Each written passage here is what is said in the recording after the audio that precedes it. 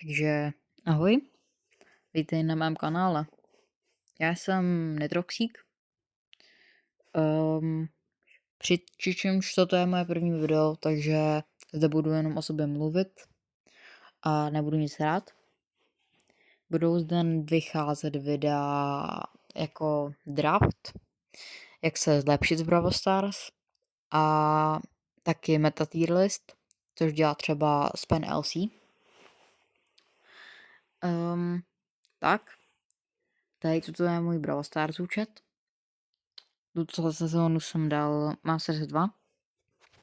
Můj nejoblíbenější e-sport tým je FUT. Tak.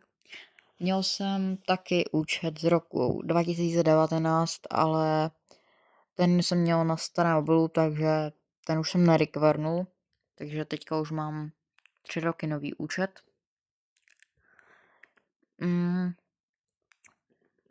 Moji nejoblíbenější brawleři tak jsou Mortis, Mandy a Chester. Teďka jsem asi nějaký 40. v Česku. Na začátku sezóny už jsem byl i 10., ale já už jsem pak přestal hrát a teďka zase na konci, tak jak jsem byl Legendary 3, tak už jsem zase začal hrát a šlo to jako máslem. Dal jsem ten Masters 2 skoro bez prohry. Znám se s hodně lidma, jako je třeba Tomík, Nesa, Lider a takový. Momentálně jsem v klubu u babičky.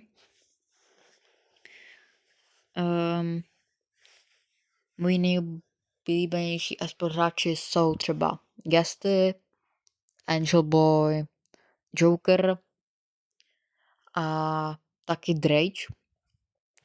Určitě se k ním běžte podívat na kanály. Jsou fakt super a pokud se chcete zlepšit, tak je musíte vidět, ty videa.